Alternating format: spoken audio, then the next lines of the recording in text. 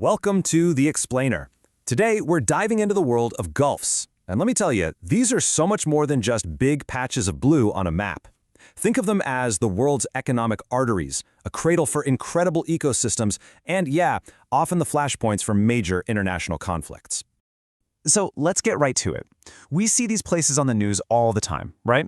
They're the world's economic arteries and geopolitical hotspots. But what is a gulf, really?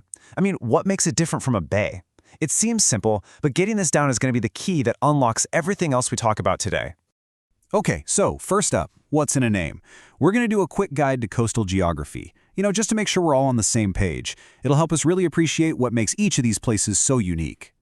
All right, here's the official definition. A gulf is a deep inlet of an ocean or sea that pushes its way into the land. And here's the key part. It usually has a narrow mouth. So it's not just a curve in the coastline, it's the ocean really reaching into a continent.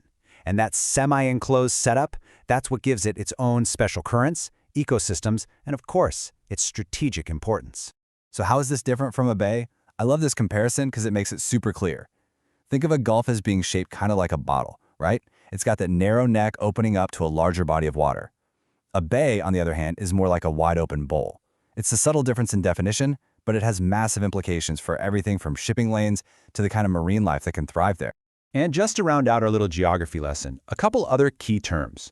You've got straits. Those are the narrow passages that connect two bigger bodies of water. Think of them like maritime shortcuts. And then you have bights, which are just these really wide, gentle curves in a coastline. Simple as that. Okay, now that we've got our terms down, let's head over to the Americas. We're going to see how these aquatic arteries have shaped, well, pretty much everything, from ecosystems to the global crossroads of trade. And we have to start with the powerhouse of North America, the Gulf of Mexico. This thing is a behemoth, seriously.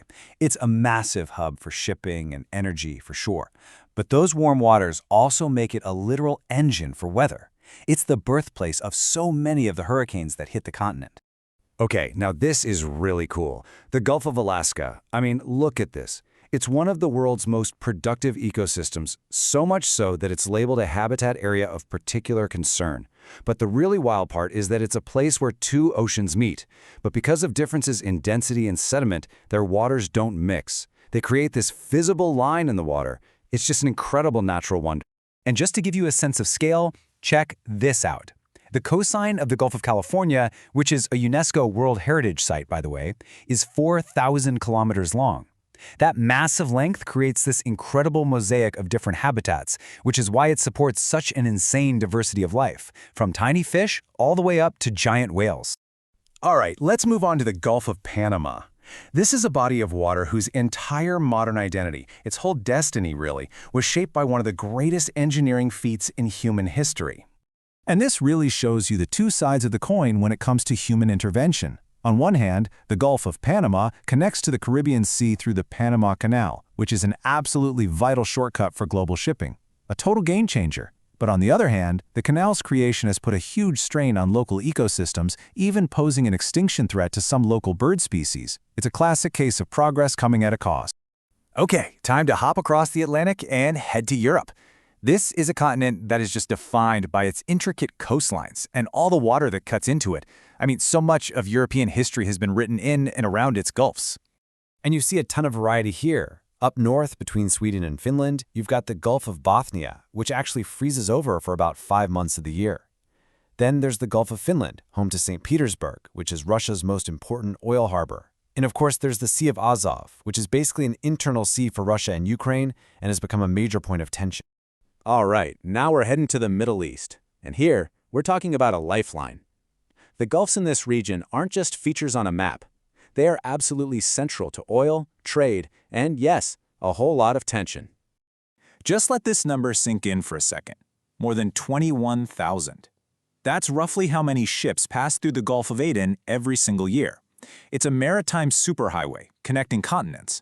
And with that much traffic, you can bet it's one of the most strategically vital and heavily guarded waterways on the entire planet. I love this quote, "A Mediterranean Sea for the Middle East." It's such a perfect analogy. Just like the actual Mediterranean was for Europe, the Persian Gulf is this central, semi-enclosed sea that has been a hub for trade, a source of incredible wealth, and, you guess it, a source of intense conflict for all the nations around it. And here are the 8 nations whose fortunes are so closely tied to this body of water. You have Iran, Iraq, Kuwait, Saudi Arabia, the UAE, Qatar, Bahrain, and Oman. All of them have a massive stake in what happens in the Persian Gulf. And here's why it matters so much to all of us. The Persian Gulf is the world's largest single source of petroleum. Period. The global economy, our cars, our industries, they all run on the oil that comes from this one region. It's that critical. You know, things are tense when even the name of a place is a point of conflict. This really started back in the 1960s. On one side, you have the internationally recognized name, the Persian Gulf, which is what Iran uses. On the other, many Arab governments call it the Arabian Gulf, which reflects a sense of Arab nationalism. It might seem like a small thing, but it's a perfect symbol of the deeper political tensions in the region. Okay, for our final leg of this journey, we're heading to Asia's strategic waterways. This is a region where gulfs have been the backdrop for everything from ancient trade all the way to modern and very serious conflict. And that brings us to the Gulf of Tonkin. Looking at it, it's a pretty shallow extension of the Pacific Ocean. But this specific body of water is infamous. It's the flashpoint, the place that triggered a major global conflict. And here's how it went down. On August 4, 1964, the U.S. claimed that its warships were attacked by North Vietnam right there in the Gulf. Now, whether that attack actually happened the way it was described is still debated by historians, but that doesn't change the outcome. That single incident led directly to the U.S. escalating its involvement and the start of the full-scale Vietnam War. A single event in a single Gulf changed world history. So, after that whirlwind tour around the globe, let's zoom out. What's the ultimate takeaway here? Why do these gulfs have such an outsized impact on our world? Well, you can really boil it down to what I like to call the 3 pillars of power. First, they're economic engines. They provide these perfect natural harbors for major trade centers. Second, they're ecological havens, hosting some of the most productive and diverse ecosystems on the planet. And third, they are geopolitical hotspots. Why? Because they concentrate valuable resources and strategic sea lanes, which, as we've seen, often leads to both conflict and cooperation. It's where trade, nature, and politics all collide. So that leaves us with a big question to think about. As our climate continues to change and global trade routes start to shift, which of these gulfs do you think will become the critical flashpoint for the next generation? Because one thing's for sure, their strategic importance is only going to grow.